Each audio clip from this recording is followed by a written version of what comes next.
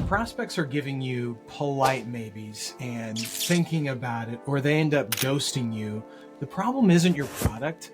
It's that you're not building and creating enough pain for them to actually be able to change. Top producers don't just pitch, they get emotional buy-in, and they do this with a technique called CPR. So we're gonna dive in and we're gonna talk about a couple things. We're gonna talk about the psychology behind why pain drives decisions, how to actually use CPR to uncover an emotional need, and language that you can actually use immediately. Because here's the truth. People buy based on emotion and they justify with logic. If your discovery sounds something like this, what features do you need, or what's your budget? You're staying on the surface. But if you want them to feel a need for your solution, not just understand it, you need to go deeper.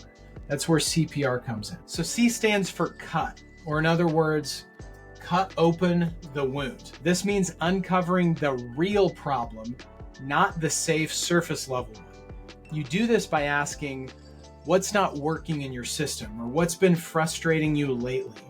Where are you losing money, right? So we have a little visual on this. We got Mr. Dude over here. We got a solid little cut on his arm. Let's throw some blood in there. Yeah, get that blood going. It's dripping on the floor. We're gonna get real graphic here. So that's C. P stands for pour salt in the wound. Again, like I said, we're getting graphic here. So there's little salt droplets all over. It's just dumping on this wound. So this is where most reps stop, but top reps, they go further. Now ask a feeling question. How did it feel the last time that happened? What did that cost you emotionally? What kind of pressure did that put on you or your team? You're not being manipulative, you're being empathetic and real. You're letting them relive that pain and bring out that emotion, which reactivates the motivation to change. So very simple questions that you can ask for pour.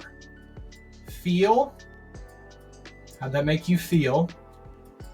Affect, how did that affect you? How did that affect your partner? How did that affect your business? And impact, one of my favorite words. What's been the impact on you or your business? Or what's been the impact on your family? Or what could that impact be? So these are pour questions. There's all kinds of different ways to ask that. Again, what did that cost you emotionally? That's another great P, or pouring salt in the wound question, okay? So R stands for remedy. Remedy is we're remedying the pain. Now, and only now, you position your offer. You say things like, what if you could eliminate that problem completely? If you never had to deal with that again, what would that do to your business? Or imagine having a system that made that go away for good, right? So our focus here is we got to recognize the solution, what we're actually creating and building.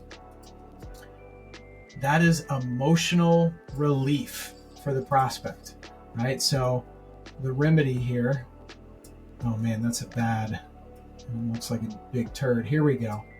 That's a little Band-Aid. We got the Band-Aid specifically for the pain. That's the remedy, because you guys got to recognize most people, they hear a need from the prospect and their brain goes to, I'm going to fix that. I know exactly how I can dive in. Now, they're not just hearing features, they're feeling hope. That's how the buying shift actually starts to happen. So let me give you an example of this. Okay. So we've kind of already started to do the C in CPR because they're already talking about how their current system is a little outdated.